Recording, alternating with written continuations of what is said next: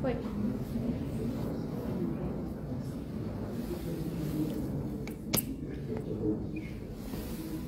Certo, hein? Boa noite a todos. Boa noite. Que a paz de Jesus esteja com todos nós. É mais uma vez um motivo de alegria a gente poder estar aqui reunidos, né?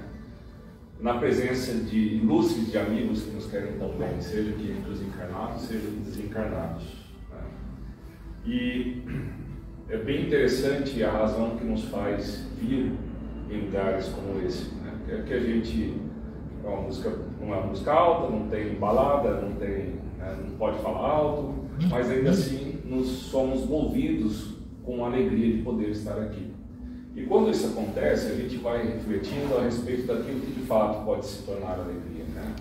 E o conceito de grego para alegria, para a felicidade, é aquilo que basta por si mesmo. Se fosse os romanos falando de per si. Então, aquilo que basta por si mesmo é um conceito de alegria. E isso basta por si mesmo. A gente tenta se bastar, ou seja, ser o suficiente aqui nesse instante, para a gente refletir, para a gente agregar conhecimento e receber o carinho do plano espiritual. Para que isso aconteça, a gente já falou algumas vezes. Jesus disse: batei e abri ser-vos-á. Que a gente vai bater à porta, né? Precisamos ter a intenção, o interesse, a vontade. Não basta fazer igual brincadeira de criança, bater e sair correndo, né? Para aplicar trote nas pessoas. Então, quando a gente vem aqui, nós somos recebidos pelo plano espiritual, somos envolvidos por uma aura amorosa. Isso significa dizer que existe uma frequência sendo projetada para nós, para que possamos assimilar esta aura, essa vibração. É importante que tenhamos ou cheguemos perto dessa mesma frequência, igual a radinho. Então vamos elevando o nosso pensamento, facilitando a vida dos mentores, né? Vamos elevando o nosso pensamento, visualizando a figura doce e meiga de Jesus. Mas mais do que visualizar, nós vamos experimentando aquilo que nos é dado, aquilo que nos é concedido, aquilo que nos é projetado por essa aura amorosa. Nós vamos agradecendo. Mestre Jesus, muito obrigado por mais essa oportunidade de estarmos aqui reunidos em Teu nome, na certeza de que está aqui em meio a nós. Pedimos que nos inspire para que possamos bem compreender as palavras do Teu Evangelho, que nos dê força, coragem para que possamos fazer boas escolhas e assim colocá-las em prática no nosso dia a dia. Que assim seja.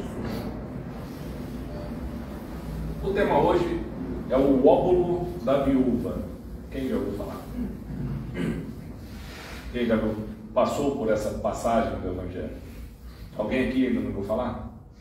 Um, dois. Ah, você não? Ah, você também não, né? Vamos lá, vamos pensar um pouquinho a respeito disso. Essa passagem está lá no Evangelho segundo o Espiritismo, no capítulo 13. Ele vai falar, começa assim. Desculpa, irmão, o jeito que está meio tupido os negócios aqui. Fazer o bem sem ostentação.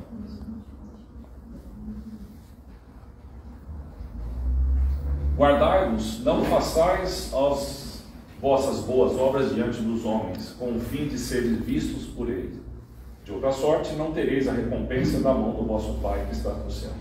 Mas quando dás a esmola, não saiba a tua mão, a tua esquerda, o que a tua direita faz, para que a tua esmola fique escondida e teu Pai que vê, o que vale segredo te pagará. Então a gente não deve fazer alarde quando está fazendo o bem.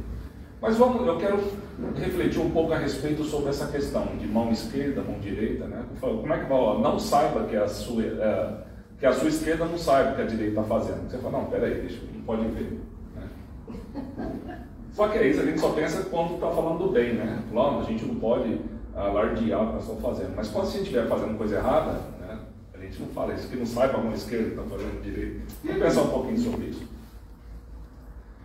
As nossas mãos, além de ser os nossos objetos, as nossas ferramentas para concretizar aquilo que pensamos ou queremos na maioria das vezes, tá? Ela tem um simbolismo, exatamente por isso, né? Olha, mãos à obra, vamos lançar mão de alguma coisa, vamos fazer algo, tá? E exatamente nessa representação, Maria Teresa de Calcutá nos lembra, né? Maria Teresa, eu acho que todo mundo conhece, da sua importância, não só no catolicismo, mas como uma entidade mundial, né? O que foi ela, o que ela fez. E ela diz o seguinte, que as mãos que ajudam são mais sagradas que os lábios que rezam. É importante rezar? Sim. Mas fora da caridade não há salvação. Então nós temos que lançar mãos à obra, colocar em prática aquilo que os nossos lábios estão dizendo, aquilo que a nossa intenção está falando. Tem uma lição no Palavras de Vida Eterna, psicografado pelo Chico, do Emmanuel, tá? E reparemos nossas mãos. Lição 37. Ele nos chama um pouco a atenção sobre isso. Meditemos na grandeza e na sublimidade das mãos, que se estendem para o bem. Então, quando a mão vai estender para o bem, ela vai arar a terra, vai construir, vai escrever, vai curar, vai acarinhar, vai acenar, vai ajudar a levantar, vai contribuir com alguma coisa, vai colocar em prática. Mas as nossas mãos, depende do agente, elas não vão fazer só isso, tá? Não só na grandeza e na sublimidade. Mas pensemos também nas mãos que se estendem para as sombras do mal. Mãos que exploram, mãos que matam, mãos que abusam, que ferem, que machucam, que servem de instrumento para você ofender alguém. São as mesmas mãos. O artífice, o autor, também é o mesmo, mas depende da intenção que você está fazendo. Então reparemos assim, a que forças da vida estendemos nossas mãos. Neste momento, ou na nossa vida, vamos fazer uma reflexão um pouquinho. O que é que eu estou, para o que eu estou estendendo minhas mãos? As minhas mãos são estendidas para ofender? São estendidas para ferir? São escondidas para não ajudar? Ou são oferecidas em auxílio? Ou elas laboram em favor do próximo? O que é que eu tenho feito? Se eu não conseguir refletir a respeito das minhas intenções, o que minhas mãos têm feito por mim e pelo próximo? Dentro dessas ideias de mão, e quando lá no começo da lição é dito que a esquerda não saiba o que a direita está fazendo, para, naquele conceito, dizer que você não deve alardear quando faz alguma coisa de bom, vamos pensar um pouquinho nessa ideia. Porque durante o Evangelho, se você pegar as passagens, Cristo fala muito sobre esquerda e direita. Ele trata muito sobre isso, né?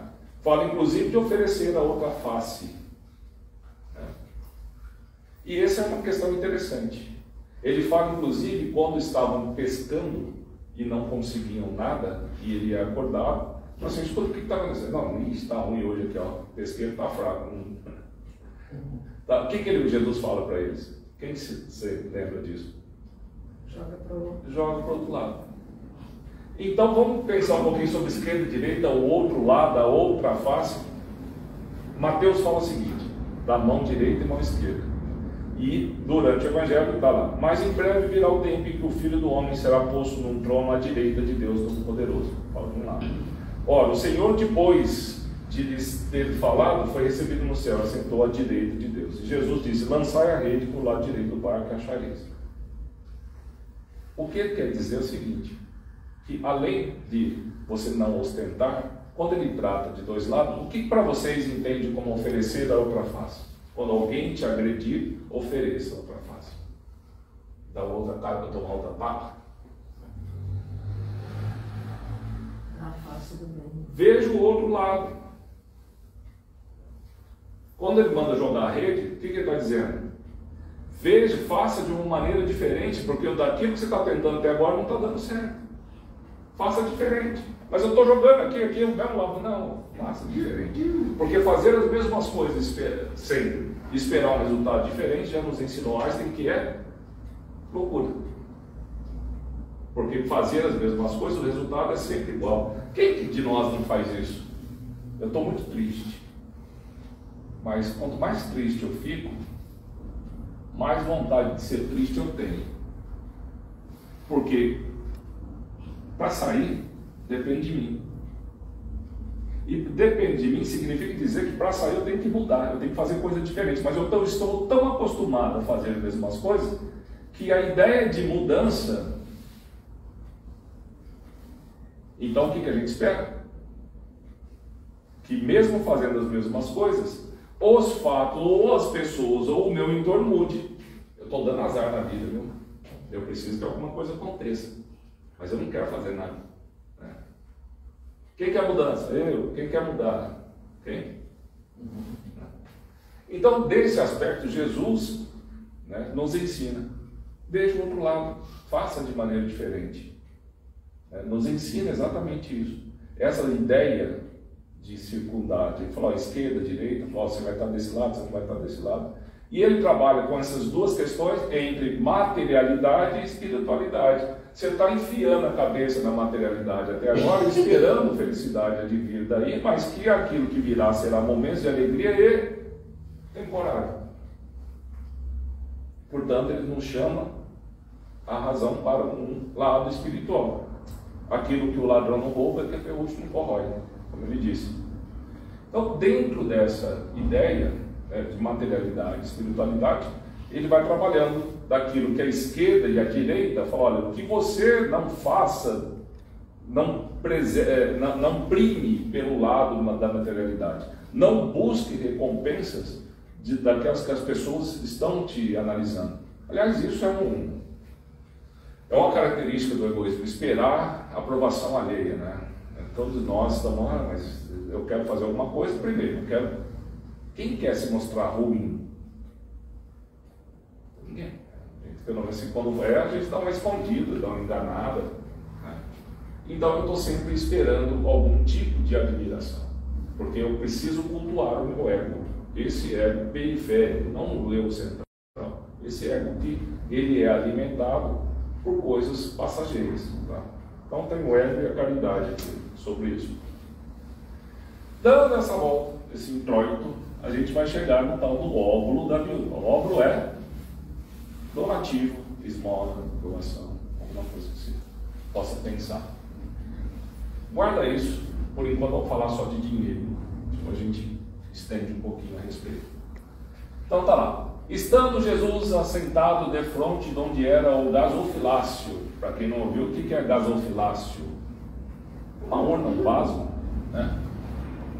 Colocando normalmente na entrada do templo, em algum lugar visível, porque era importante que quando você fizesse ou deitasse o seu óvulo, a sua doação, tocasse um sino para dizer, ou se não, fazia bastante barulho na hora de jogar, né? Observava de que modo deitava o povo ali o dinheiro. Quando ia pôr o dinheiro, muitos que eram ricos deitavam a mão larga para escutar, fazer barulho, falar aqui a doação que eu estou fazendo. E tendo chegado uma pobre viúva, lançou 2 pequenas moedas que importavam R$1. Essa é a expressão, mas não é o nosso, claro. Tá? E convocando os seus discípulos e disse, vem cá, deixa eu contar uma história para vocês. Na verdade eu vos digo que mais deitou, mais deu esta pobre viúva do que todos os outros que deram esse montão de dinheiro. Porque todos os outros deram o que tinham na sua abundância, estava dando o que sobrava. Porém, essa deitou da sua mesma indulgência tudo que tinha, e tudo que lhe restava para seu sustento. Também chama a atenção, primeiro lá atrás, que a gente não deve ostentar, e agora dizendo quem é que doou mais. Parece que ficou um monte de dinheiro, mas doou daquilo que sobrava. E ela então deu daquilo que lhe faltava. Está chamando a gente que o bem é teatro. Então, quando a gente quer postar nas redes sociais, olha coisinha, olha como eu sou bom, ou alguma coisa, né? Muitas vezes você constrange a pessoa que está recebendo, né? E você não ganha nada além disso. Se você espera a sua recompensa com curtidas ou likes, de alguma maneira, tá? Quando chegar do outro lado, falar, você já ganhou a sua recompensa, o que mais você quer? Porque o que você fez foi para o culto do próprio ego, não foi para... Aliás, isso é importante. Vamos pensar, lá na frente a gente fala de novo. O que é caridade?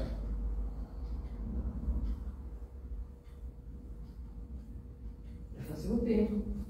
De alguma forma. Só isso? Ou seja, de Fazer o bem é um ato de bondade. Mas caridade é quando aquilo que você faz se transforma. Porque se fora da caridade na salvação, não adianta nada você fazer, esperando que se não aconteça alguma coisa. É que quando você faz, isso lhe é transformador. Você deixa de ser um pouco daquilo que era, cultuando o seu ego, e passa a ser algo ou alguém melhor. Então, olha só, você transforma essa sua atitude em direção ao próximo, mas traz para você em benefício se transformando para o bem. Porque você pode fazer alguma coisa, mas se isso não lhe for te transformar, tá, é apenas um ato de bondade. Claro que se aproveita, né? Mas para você está aproveitando? Ah, mas se fosse então, mas é treino. É treino, é que a gente faz pouco, né? Então está destreinado. Vamos lá. Para ajudar, para fazer a caridade, para a gente enxergar o outro lado, tá? A esquerda, a direita, a espiritualidade, a materialidade, a gente começa, vamos ajudar o próximo. Tá? A gente começa a colocar condições. Se a gente fosse para uma balada, está chovendo, não tem importância, não vou a pé. Não, o carro falou, eu vou de Uber, chama o Uber. Não, mas eu não chamo, a gente vai arrumando. Tá? E agora para praticar essa caridade? Ah, se eu ganhasse a loteria. Quem já pensou nisso? Ah, se eu tivesse ganhasse a loteria, eu ia montar um negócio e ia ver só. Tá? Se eu tivesse dinheiro, mesma coisa aqui, né? Ah, se eu tivesse condições, se eu tivesse tempo, esse aqui é bom. Se não fosse bom, gente, tá? Eu ia. Se eu tivesse um lugar, só não faço porque não tinha lugar. Alguém sabe como é que Chico começou a atender? Chico Xavier? Agora tu pega abacate. Ele tinha um pé de abacate. Divaldo. Divaldo, com a mansão do caminho lá na Bahia. Como é que começou? E hoje passam 10 mil pessoas por lá. Se eles não fossem tão ingratos, eu não vou ajudar aquele povo lá não, pelo amor de Deus, não merece. Não reconhece nada, um bando de ingrato. E outra coisa, hein? A gente vai lá, leva um cobertor, daqui a pouco está tudo jogado. Como se tivesse guarda-roupa guardado. O cobertor para pessoas muito pobres, tá? Ela serve de coelho para filho, de coisa para comer, para cobrir, para dormir, tudo. Você dá roupa para essa pessoa que nem lava. Fica tudo jogado. As pessoas não têm nem sabão.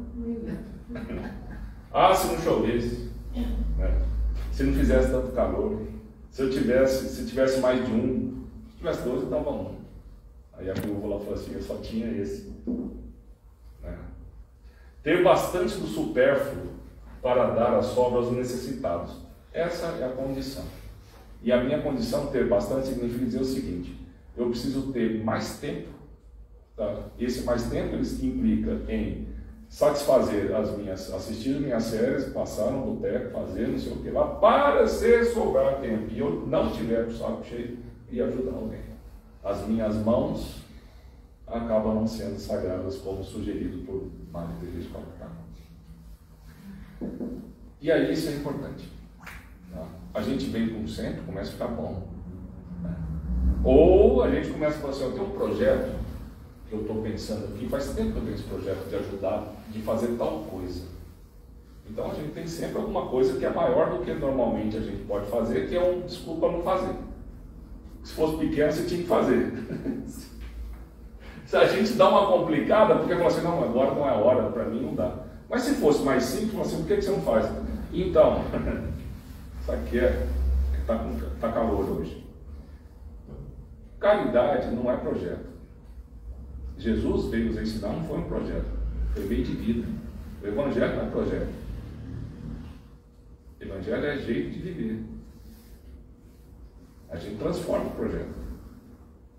Mas tem que transformar a jeito de viver, porque ele não é aqui, ele é aqui. Não é para chegar, é para ir fazendo até chegar. Então, daquilo que a gente está falando, sobre o argumento que a gente não tem muito para dar, a gente dá o quê? Nada. Só que, quando eu disse, pensa, vamos falar de dinheiro agora. Se ele é escassa a paciência, quanto eu dou de paciência? Nada. O que a viúva veio, Jesus veio nos ensinar com a obra da viúva? Quanto menos você tem e você consegue dar, do pouco que você tem, é muito. Se você não dá muito para lidar com pessoas, tá? E você sobra uma possibilidade de um olhar diferente, uma atenção, é ruim. Mas o que eu faço? Isso não é para mim, não. Não gosto de gente. Quem já ouviu falar isso? Tem um monte de gente que não gosta de gente. No plano, quando a gente vai fazer isso, porque a caridade, quando eu disse que ela, quando te transforma, não é você dando. Isso é importante, porque a materialidade nós somos sustentados, nosso corpo necessita disso. Mas é dar aquilo que você tem pouco em virtude para que você faça crescer essa virtude. Treino. Quanto mais eu faço, mais eu fico bom naquilo. Quanto mais eu xingo, mais eu fico bom em xingar. Quanto mais eu odeio, mais eu fico bom em odiar. Quanto mais eu amo, aí nós vamos tentar. Esse é o treino da nossa encarnação. Se quiser insistir no corpo, é um equívoco, mas pode. É livre para escolher. Mas é prisioneiro das consequências. Então, assim, quando eu tenho 2 maçãs e dou uma, eu só fico uma. Porque isso é o plano da quantidade. No plano da qualidade, quando eu dou atenção, quando eu dou amor, quando eu dou perdão, eu não fico menos. Quando uma mãe ama 2 filhos, tinha 1, passa a ter 2, passa a ter 3, ela não vai amar menos 1 porque dividiu o amor. Porque no plano da qualidade, quando você dá, mais você tem. Quando você dá um ensinamento, você não fica sem ele. A chance de você agregar mais conhecimento àquilo que você já sabia por ensinar alguém, tá, é muito grande. Então esse é o plano da qualidade. Quem recebe enriquece, mas no plano da qualidade quem dá empobrece. Quando eu dou as minhas virtudes, eu não vou ficar sem ela. Alguém me fala, vou dar o perdão, mas é só isso, tá? Eu não tenho mais aqui comigo. Aliás, eu tinha um na semana passada que eu já usei um pouco, já acabou. Tá? Fiado só amanhã. Então eu não tenho para te dar aqui agora. Essa frase é do Humberto Roden, vale a pena ler esse cara. Caminho da Felicidade, um livrinho pequeno, mas excelente. Quando a gente recebe, e a gente tem bastante, tá? Se você é uma pessoa talentosa, e aí ele está talentoso, vamos jogar lá para a parábola de talentos. Quem lembra? Um chefe vai viajar, chama os seus 3 empregados. Ele fala assim, para um ele dá 10 talentos, para outro ele dá 5, para outro ele dá 1. E diz para ele, olha, você toma conta disso aqui, quando eu voltar eu vou querer saber. Aquele que deu 10 talentos, a quem recebeu 10 talentos, multiplicou por 10. Na hora de prestar conta, está aqui o 10, multipliquei mais 10. Aquele que recebeu 5, está aqui o 5 mais 5. Aquele que recebeu 1, ele falou assim, esse cara, ele é mão de vaca. Eu vou enterrar isso aqui, para que quando ele voltar, pelo menos eu não perdi. Aí quando vai prestar conta, aí ele falou, por que você não falou assim? Porque eu sei que você costuma não colher, não plantou, não sei o que lá. E qual a resposta do chefe, do patrão, do amo? Servo mau e infiel. E aí vem no almedão, ó. O que ele fala mais? Pega ele e joga lá fora, onde haverá choro e ranger de dentes. Então, a gente recebeu o talento. Se nós temos, todos temos dons e talentos. Temos vocação também. Vocação é a voz que nos chama. Mas todos nós. Mas assim, eu não sei exatamente qual é o meu talento para fazer o bem. Tá? A gente custa descobrir isso. Falei, você quer ver? Você fica bravo com facilidade? Falei, eu fico. Então, essa energia que você usa para ficar bravo é a mesma que você pode usar para ter vontade de ajudar. Rapaz, vai ficar bravo é muito melhor, você dá força. Não, mas você tem isso. É uma possibilidade de talento, é só inverter. Lembra? Da mão que faz, é a mão que não faz, é a mão que faz uma coisa ruim, a mão que faz coisa boa. Tem a mão. Se você é uma pessoa talentosa, não significa que você ganhou algo. Significa que você tem algo a oferecer. Cara, isso é tão importante. Porque Gandhi nos ensina que devemos ser aquilo que a gente espera que o mundo seja. Esse mundo aqui não dá não. Olha, um mundo cheio de violência, então beleza. O que eu tenho que fazer? Ser pacífico.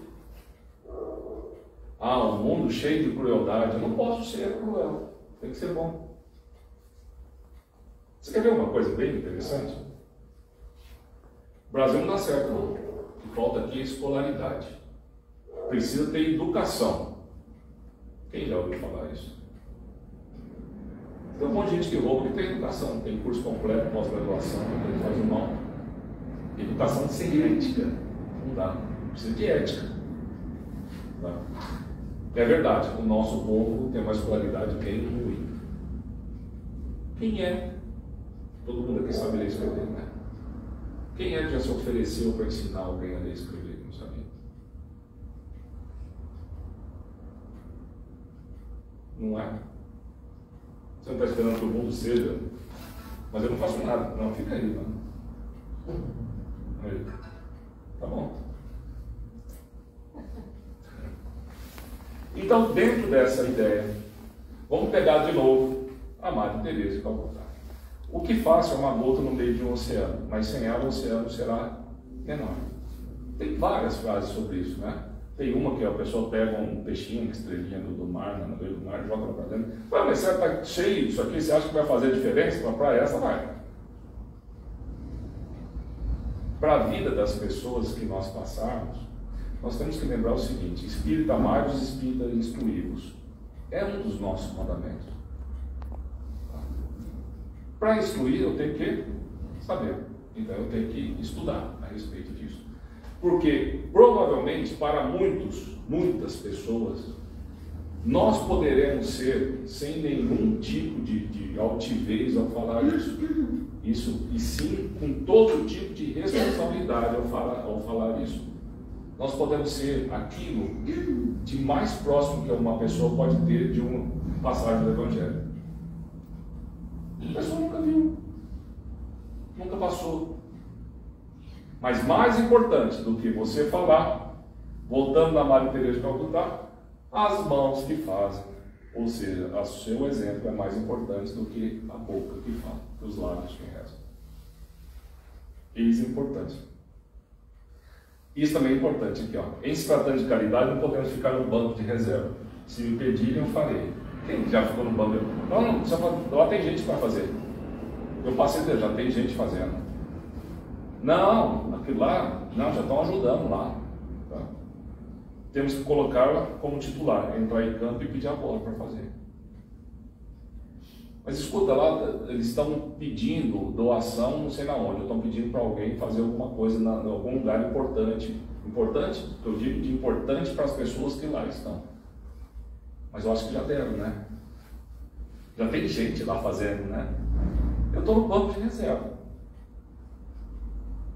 Não é? Lembrando Jesus parado no festim de núpcias. Olha o tanto de ensinamento de Jesus aqui com parábolas. O que ele fala? Saiu, vamos fazer o filho vai casar, vamos matar um porco gordo aqui, vamos matar uns cabritos, vamos fazer que me perdoem os veganos ou os vegetarianos, mas é para passar ele aqui. Tá? Então vamos fazer uma festança aqui. E manda os primeiros. Qual foi a resposta dos primeiros convidados? Pelo lá, não deu nem bola, vou para o sítio, vou para tal. Né? Segundo, trucidado. Vai lá convidar. É muito forte isso aqui, mas está falando, primeira revelação, segunda revelação de Jesus. Né? O que fizeram com ele quando veio falar da boa nova? Ele já sabia o que ia acontecer. E depois ele falou, ó, chama qualquer um. Todos estão convidados. Porque agora, para você conhecer, não precisa conhecer latim, não precisa conhecer grego. Todo mundo está aí. E todo mundo vai. Chegando lá, deu tudo certo a festa? Quem se lembra? O que tinha de errado? Uma pessoa sentada que não estava preparada para estar ali. Não vestia os trajes nupciais. O que você está fazendo aqui? Falou, não, vim para a festa, me chamou. Mas você não sabe que tem que estar preparado, porque a festa é o reino de Deus. E para estar aqui, você tem que se preparar. Convidado está, mas para entrar tem que estar preparado. E nós estamos sendo convidados. Precisa de fazer alguma coisa para alguém. O que eu faço? Não, agora não vou fazer não. Ou, tem gente que faz.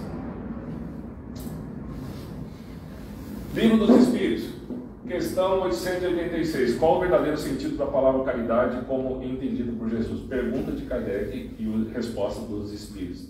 Benevolência. Espalharam bem. Para com todos. Indulgência para as imperfeições alheias e perdão das ofensas. Cara, como é difícil ser indulgente. Ser indulgente com defeito alheio ou simplesmente com o jeito que a pessoa escolheu viver. Imagina, tem que viver do jeito que eu acho. Né? Sabe quem faz muito isso? Você tem que fazer aquilo que eu acho que tem que fazer? Vamos ver se esse quadro. O obsessor. Não é? Nossa, eu estou muito preocupado aqui, porque tem uma pessoa que está me influenciando. Fala, por quê? Falou, porque ela acha que eu tenho que fazer aquilo. Ah, é? Como é que você dá o nome dela? Falou, obsessor. Ninguém quer viver do jeito. Ninguém quer o outro viva do nosso jeito. Espírito bondoso, respeito. Sugere, mas respeito. Porque existe uma lei chamada livre-arbítrio. Né? Então, quando a gente está querendo que o mundo seja sobre a nossa, o mundo é assim, vocês precisam mudar para me deixar feliz, beleza?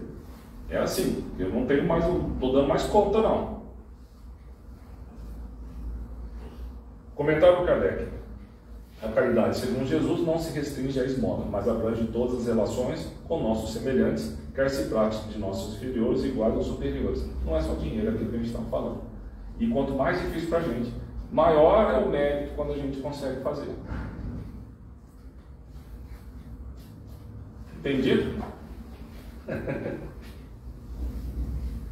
O Fábio da outra vez, esse Fábio aqui, ele falou que um bom termo de palestra é peia. Peia? Que isso, peia? Peia, ó. Lambada. Só lampada. Ainda fazendo referência à mão, às duas mãos, tem aquela passagem da Dulce, né, irmã Dulce? Ela esmola, o cara cospe na mão dela e fala, isso daqui é para mim. Agora me dá. Exatamente. E é também uma vertente disso, né? Alguém já sabe, não sabe dessa história? Irmã Dulce foi pedir esmola, Dulce é aqui do Brasil, lá da Bahia. E ela recebeu uma cusparada na mão que está estendida para pedir. E ela fala, isso aqui é para mim, agora dá para os meus, daqueles que eu auxilio. Ela deu o outro lado, ela viu o outro lado. E isso é fantástico. Trazendo as mãos, lavando as mãos, Pilatos, no julgamento de Jesus, isso tem um simbolismo. E vamos pensar naquilo que a gente está fazendo com elas, de auxílio ao próximo. Então vamos agradecendo pela oportunidade. E mais uma vez a gente brinca que depois que a gente sai do centro, de ouvir, refletir, esse é o momento que é o único momento que a gente faz por nós. Todo o resto alguém pode fazer aqui por vocês, dar o passo, lá, mas esse é o momento que nós estamos conosco mesmo, refletindo a respeito.